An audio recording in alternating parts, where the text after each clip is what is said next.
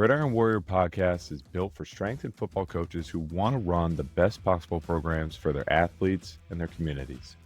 Each episode delivers simple, practical coaching advice that transfers straight from the weight room to the field. No theory, no fluff, no fancy words, just real world strategies from coaches that are living it. So you can build stronger, faster, more durable athletes at any level. From the beginning, I've committed to only bringing on sponsors that I myself use and would confidently recommend to any coach. And that's why I'm fired up to partner with TrainHeroic. TrainHeroic is the platform I use to write programs, run my own training, and deliver workouts to athletes and whole teams. It's clean, it's coach friendly, and your athletes are actually going to go in the app and use it and enjoy it, compared to some of the other ones that are out there.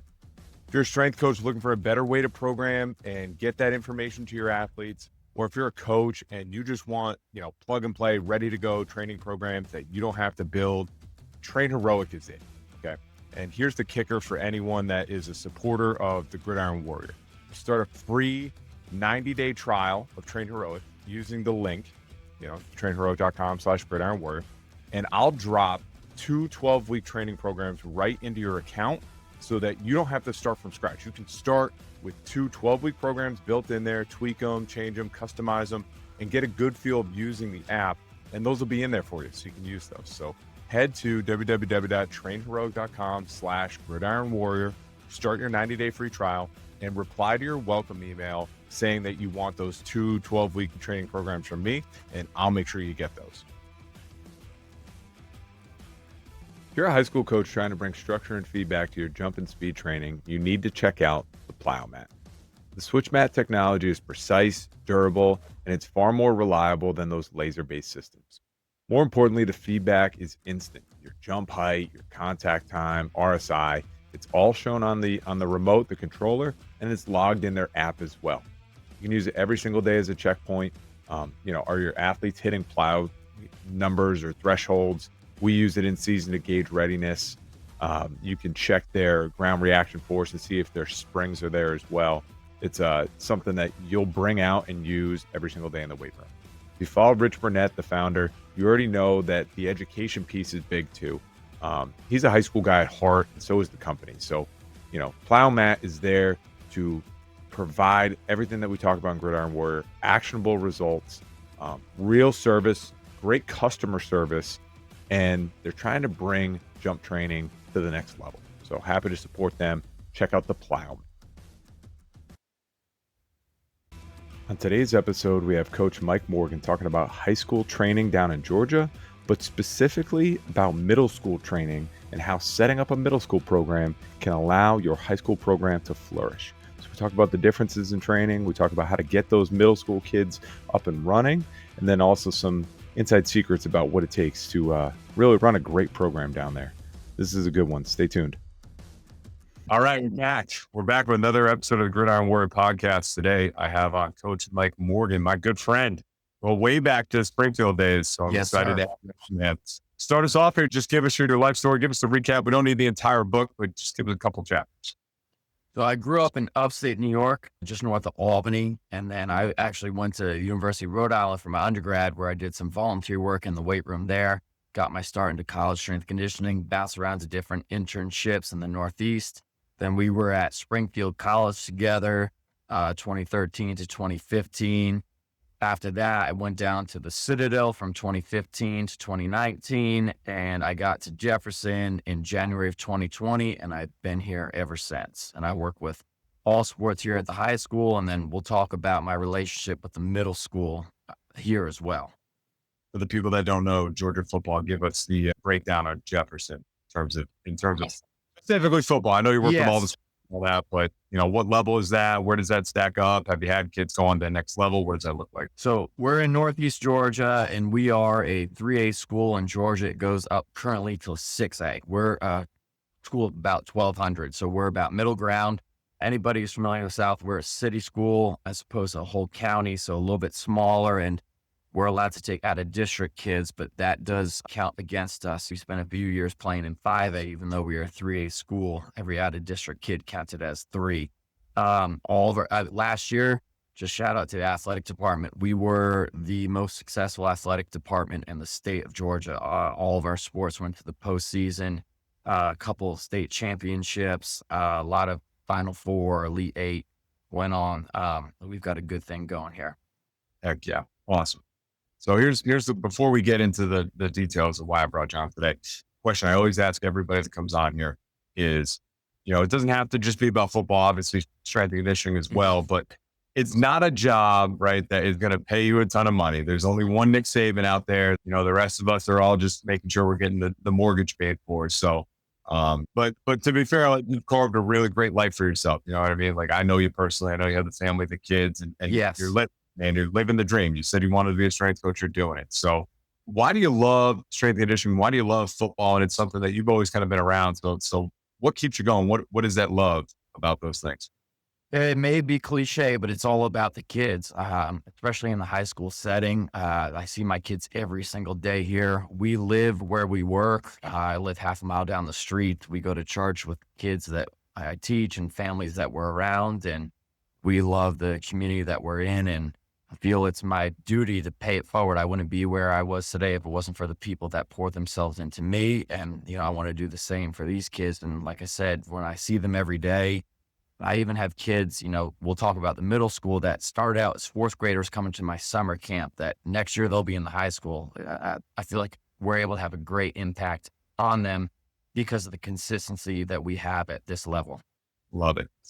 So the whole point of this podcast is bringing in either speakers at the college level. I'm going to try and get a couple NFL guys in here soon for the high school level, but it's the health coaches that want to do what you and I are doing, that don't have the hours in the day or the background that we have. We went to school for this. We've been doing this for 10 plus years. And meanwhile, some coaches out there worried about how to get his 4.3 to actually, stop a run carry. Like, they have other things that they're worried about. They're trying to figure out the bus transportation so they can get to the game on Friday night. They don't have time to worry about the strength and conditioning stuff, but they want to do it right. Yes. And just, you talked about, you're doing it for the kids.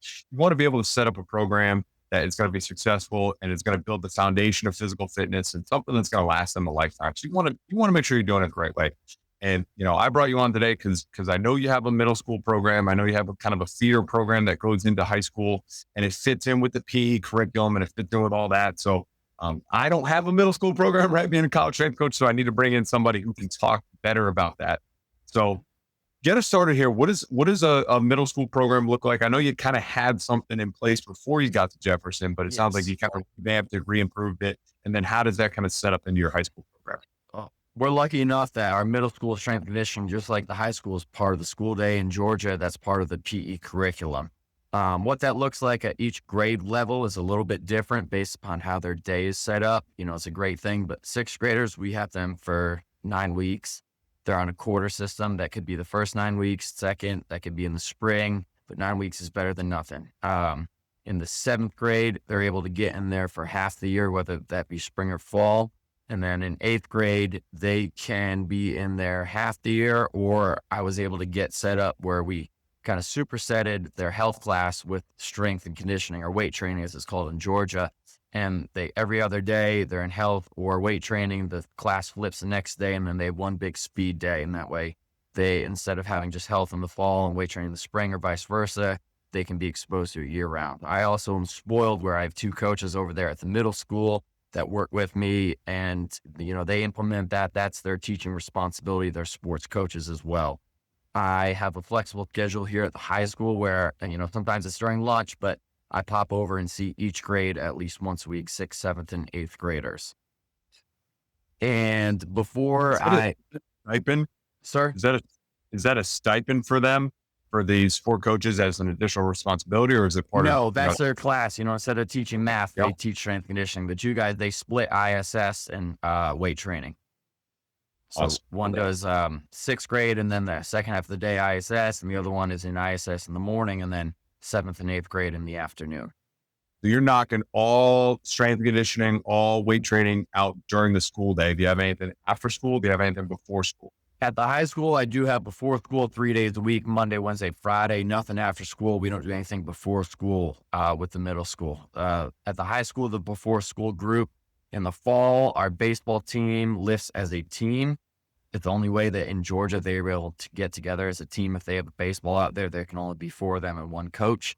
They do that. And then I've got 34 others that are either like freshmen that they have to knock out their semester of health, or they're probably juniors that are in all academic classes. They'll come before school 3 days a week. So that way they can still get their lifts in. And you hinted at this earlier, but Yes. there's a summer program as well. There's Yeah, all summer. of our teams train like at the high well, school level year round.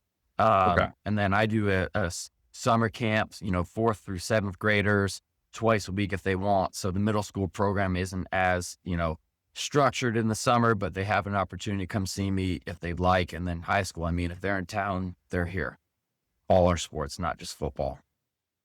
How is the buy-in for that for the middle school level? Because in my head, I'm thinking, okay, this might be the first time a parent has, put their kid in some sort of weight training or exercise. And, obviously there's some misnomers about, oh, if you start lifting too early, you're going to stunt their growth, blah, blah, blah. So how do you combat those parents that are like, I don't know if my kid should be lifting yet. He's not in high school. How do you get him rolling into the program?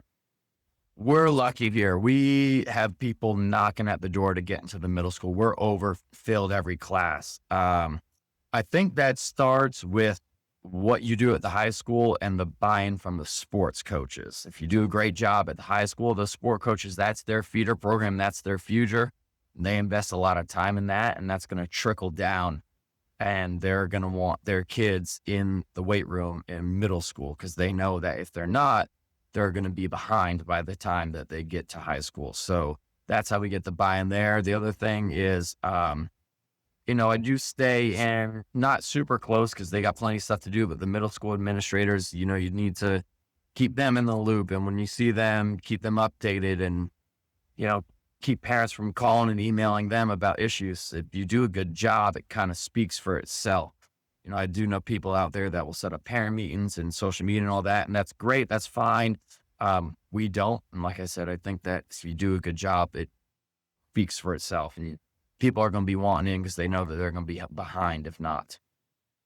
I think one thing too is you probably have siblings, right? You have one that's in the program, and then the next one coming up in the middle school program, and like, hey, big brother's already lifting weights, and you can get started now in middle school. I think it's a win-win for everybody. Yes, it is. That's a great point. And that's another great thing about high school, having the siblings. You get to know them sooner, and I like to stir the pot among siblings who did what during earlier in the day, and go over there to the middle school or later on in the afternoon and tell them what their brother or sister did. It gets them pretty fired up.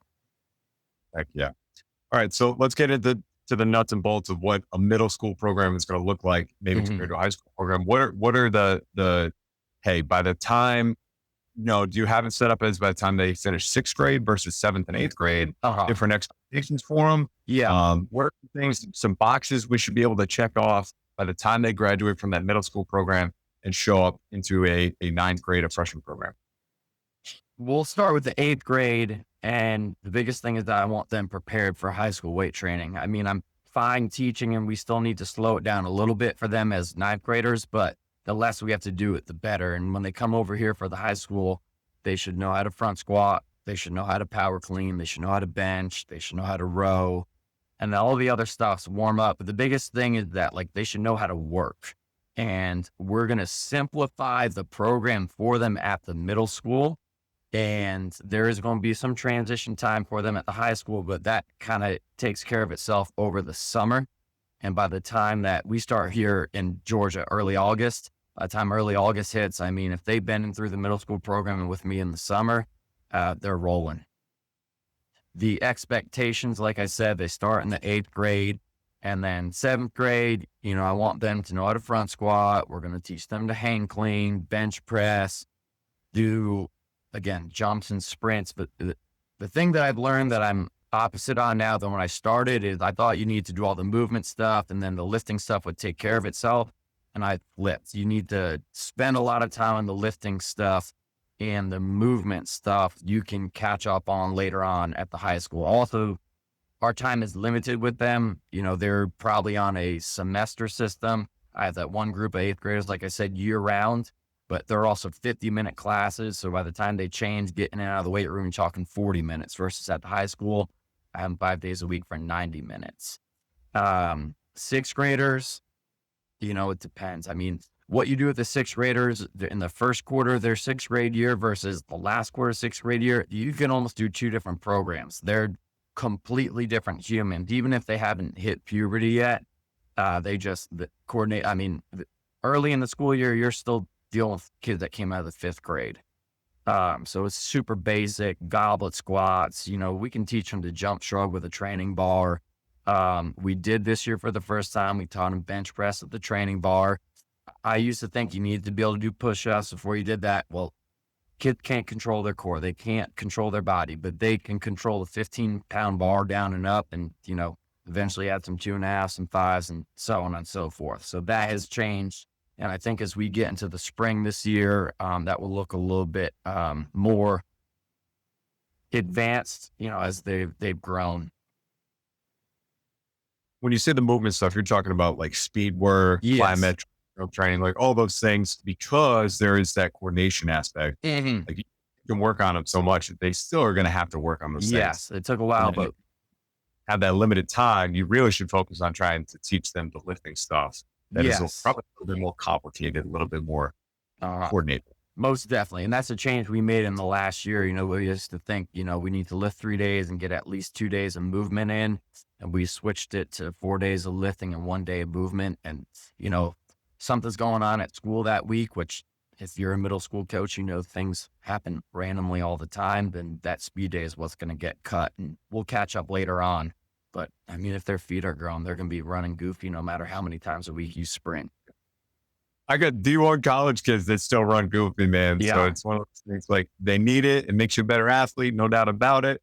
But when you're limited on time and you want to make sure they're doing stuff right, I'm with you. I think the weight room stuff is big at that level to try and build some easy, simple wins. Yes, nation. most you definitely. did the 1 day. You do 1 day that's just a speed day, right? Yes, and that's based on Now, let's hear what that looks like. Yeah, the schedule. At the high school, we've got 90 minutes, so we do 15, 20 minutes of speed every day before we lift. We can't do that at the middle school because we'd run out of time. So what they'll do is they'll do a big dynamic warm up. They'll do some pogo hops, some broad jumps. I found that there's a big return on investment on broad jumps at that age. It takes them a while to do, but on that SAQ day where you're either out in the tennis courts or in the gym, we do that. We work on stances and starts. We do have 1 laser timer and 1 jump mat at the middle school. The kids love it. What distance do we run? The tennis court. We don't measure it, but they know it's the same every week and they're trying to beat it. And same thing on the just jump mat. They love doing that. Hurdles, we'll do like some stations where they rotate through. That way, not everybody's backed up. And that pretty much takes care of, 40 minutes right there. Let me ask you this one. I'm sitting here thinking about this. I have so many questions because Yes. I don't know what's going on. So I love it. Do you have regular, like I'll call them Gen Pop, but regular students in those classes as well that maybe aren't playing sport? Yes. Do you treat them any differently? Do you train them any differently, knowing that, they're not going to practice, they're not going to anything else after? No, we train them the same. It's a class during the school day, so it's got to be open to everybody. And be honest, I've had some kids that never play a sport that work a lot harder than some kids who are going on to play college sports. I've had everything in between. We slow it down if they need, but if they play sport, they're going to have to slow it down if they aren't doing the movements correctly either. But my philosophy is, we want to just getting stronger and more explosive and durable is good for life. Later on in life, hopefully they continue to lift weights, and chances are they'll probably eventually switch over to some bodybuilding stuff and some machines, and that's fine. That's nothing wrong. But my philosophy always is like, when you're with a coach, you're going to do things that need to be coached and you're probably not going to do on your own. And it is beneficial no matter what. It's one of those things, everyone bashes the CrossFit, the new thing being the Hyrox stuff that's out there. But, in my opinion, those regular people, they're training for something. They're doing more than just hitting the machines. They're doing more than just a normal weight routine. So as much as some of those things I don't always agree with, I think that stuff is awesome, especially for the Gen Pop now of that kid that trained in high school for trained like an athlete. Yeah. He's not going to play college sport, but wants to still do athletic things and feel like an athlete. There's now more avenues than ever for them to do that. 'Cause Most you're not definitely. going to go to Planet Fitness and do change of direction work and things like that. Right. But, you're going to get moving if you're training for maybe a Hyrox. Yes. So that's all right. Big thing in the middle school and the high school level for sure. Mhm. I've talked about this. We had Coach Michael Gregg on a couple of episodes ago, and he talked about freshmen when they show up at college. What do you expect from them? And one of the biggest things we said is we were looking for freshman athletes who have a level of maturity. We don't necessarily need you to be the best lifters or the best athletes. Mhm. We just need you to be open and willing to accept coaching, learn maybe a new way to do it. I don't care if you were a West Side guy in high school. We might do things a little differently here, and that's okay. But specifically, developing maturity at the middle school and high school level is a massive challenge. So Yes. talk us through that in terms of it's probably different for the two levels, but, Mhm. but how do you instill that? How do you develop that? It's got to be frustrating some days because you're working with some freaking knuckleheads every once in a while. But talk Yeah. us through that.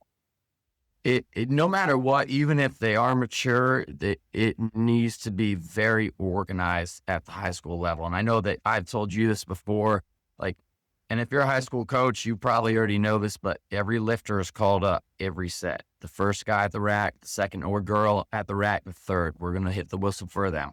I'm going to stand and watch and make them go over to the hurdles and hop. And I'm probably going to get into an argument with a teenage girl once a week about it, but we're going to be organized and we're going to do it. And I mean, heck, a warm up set is always on my command, like down, whistle, up, not the whole lift. Some people do that and that's just fine. But if I want them to do it correctly, it's going to be cadenced. It's going to be strict. It's going to be disciplined.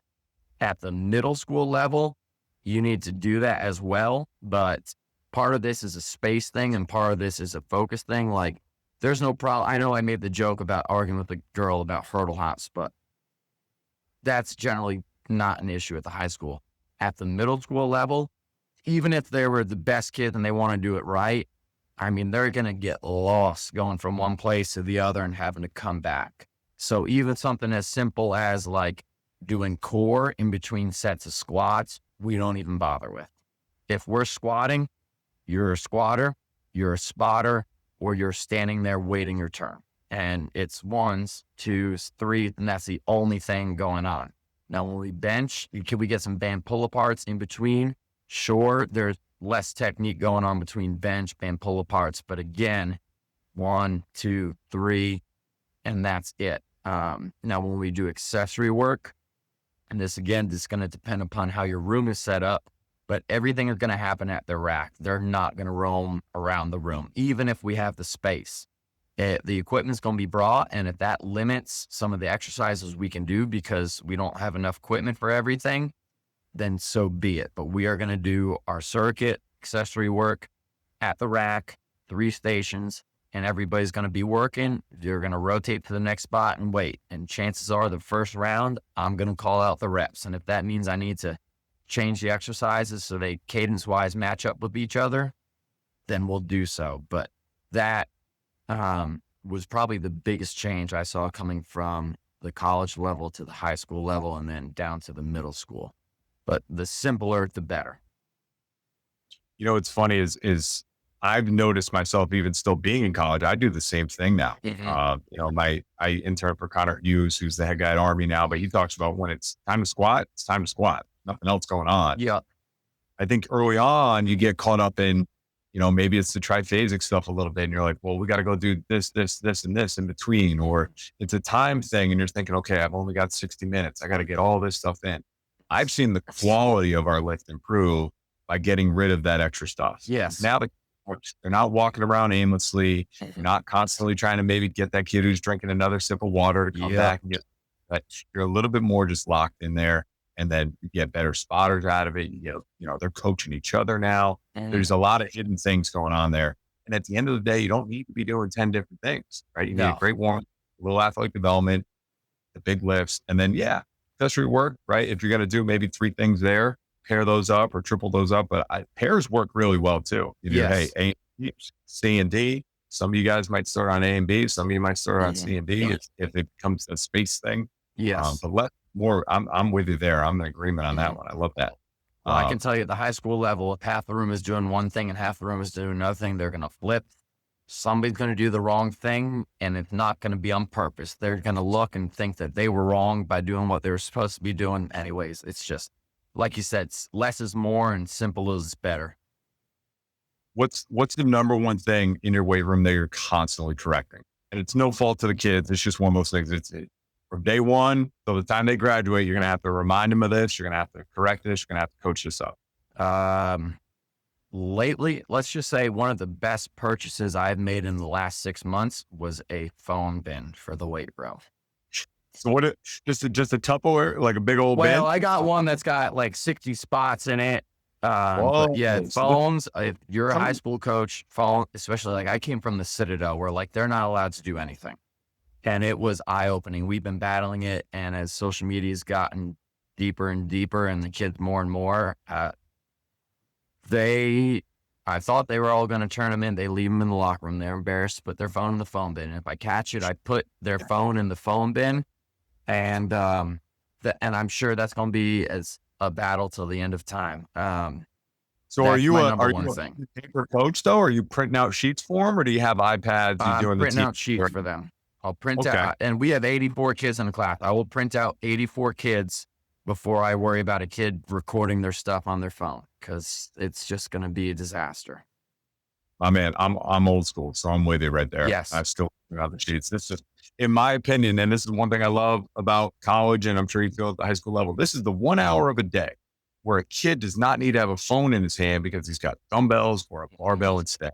Put your phone away, enjoy your teammates, enjoy and work your butt off. And at the end of that hour, when you walk out of here, sure, you can pick your phone up and get it rocking. Yes. But we have a no phones in here policy. And one big thing we did last year is we got Cubbies because guys were bringing backpacks and their shoes and they're just leaving them in the edges of the room. And I said, Cubbies, put it on the Cubbies. Now, if I find a phone, it's super easy. I take a selfie and then I go put it in the Cubbies so that it's out of the way and it's out. There you go. And honestly, it's better for the kids too. Cause I've seen 45-pound plates fall off the rack right on your shoulder. You know what I mean? You brought it in here. I'm sorry, man. We're not in control of that. So I love that. Yeah. Phones is brutal. But did you get that on Amazon? This phone Cubby for the coaches out? I did. I got it on Amazon. It was the best $100 I spent in a long time after my micro gains. Those were the other one.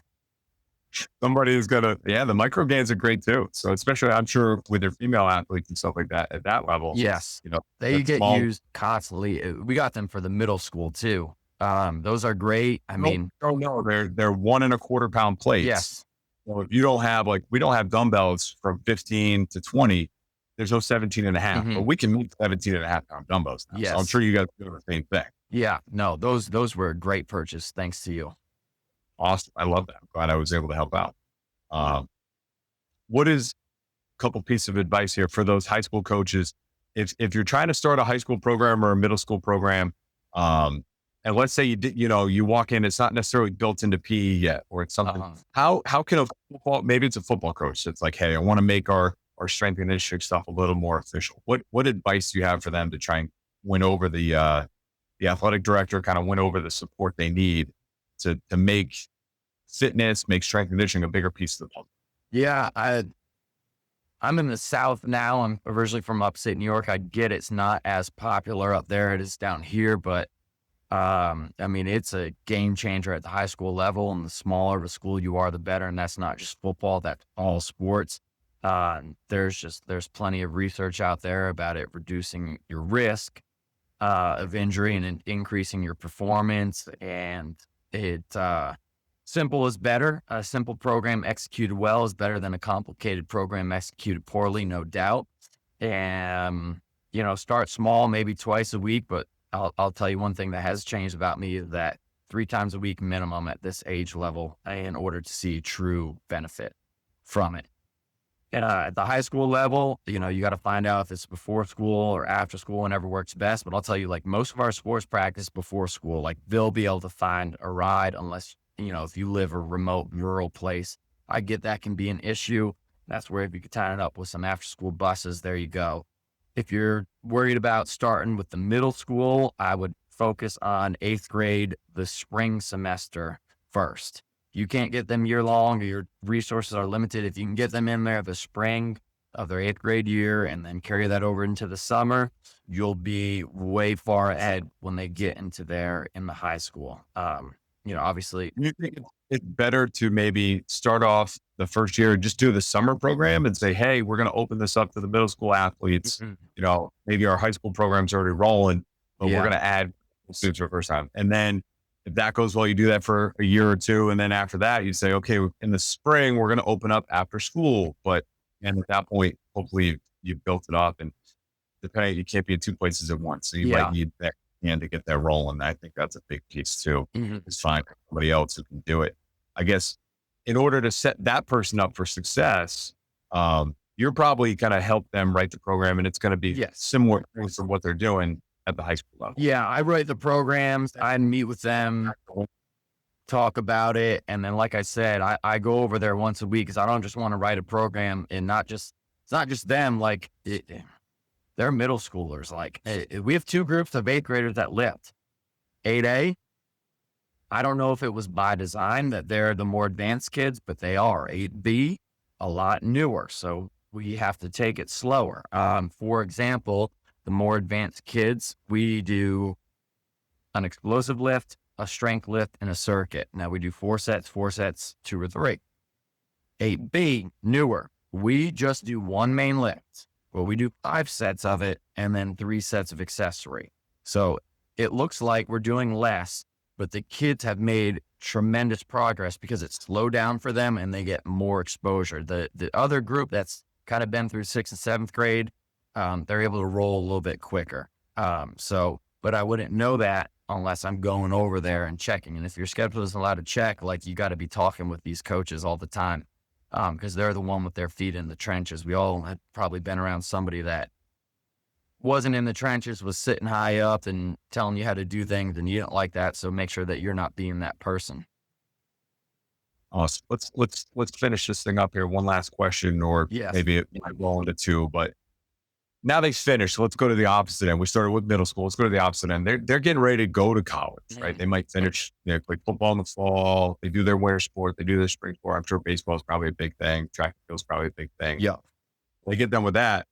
Are you providing them? Are you doing anything with them from the end of the school year or the spring, if they're not going to do a spring sport, till they leave and go to whatever August camp or summer 2?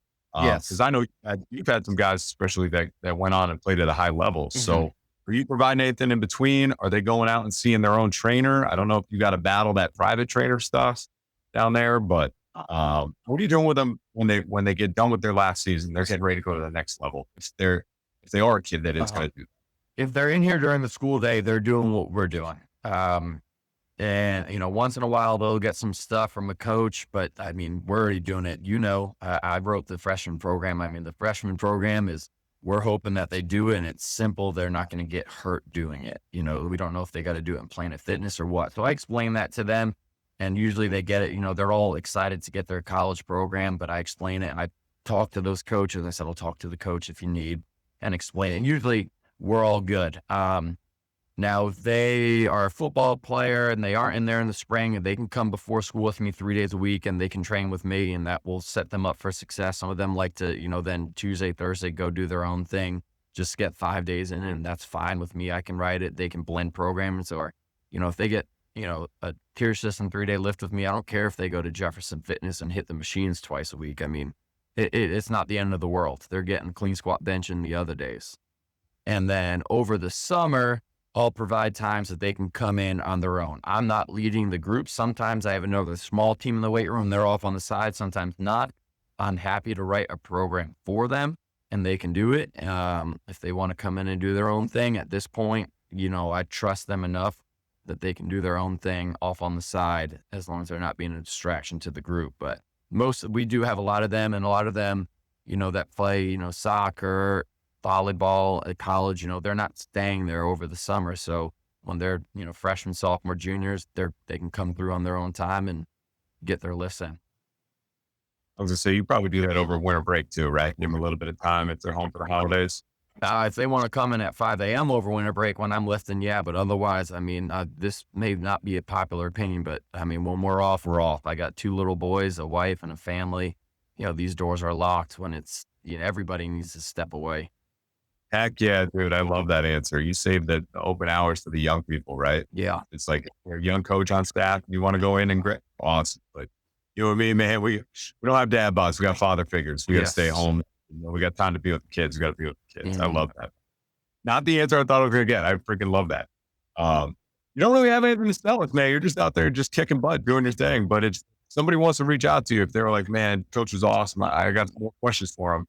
How can you get a hold of you? The best way to get a hold of me is going to be my email. I mean, you can feel free to reach out to me on Instagram, but I'm just not as active. If you work in a high school, school Wi-Fi ain't the greatest, and you don't have time to be scrolling through. So my email is mike.morgan@jeffcityschools, JEFF, cityschools with an S.org. If you reach out to me, just give me a little bit of time, but I'm always happy to answer any questions via email. And if our schedule lines up, hop on the phone. But if you're a high school coach, your playing period's your playing period, and all the other time, you're with the kids on the floor.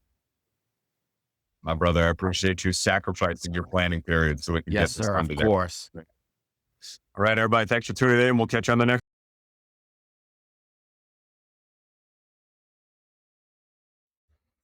If you enjoyed this podcast and you want to keep getting better, I encourage you to check out my new community, the Gridiron Warrior Insiders. Got it right here on the phone. The app is clutch. There's so many things in there that I think you'll find valuable. We have the weekly film study where you can go live with me, ask any questions you want. There's no Q&A, no big deal. I always have a topic that we're going to hit on every single week, and we record those too if you can't make it. With the Wildcat webinar, that's where I call somebody else in to run the offense, and they come in and they bring a presentation about something that they're an expert in and give us some fresh insight, new information. I have unreleased podcasts. There's about 10 or 15 that haven't gone live yet. You can listen to them early before anyone else. We have the equipment room, so discounts, whether it's TrainHeroic, Plyomat, OVR, or even my own courses. You have discounts in the equipment room. Okay, the free safety, anything that I want to throw in there, bonus programs for yourself as a coach, you name it, it's in there. And we have over 50 coaches right now that are helping each other. So we post questions and coaches will work together and provide insight and share information because that's what it's all about is coaches getting better. So if you want to check that out, the links are in my bio, the links at the end of this podcast. Check it out there. Gridiron Warrior Insiders.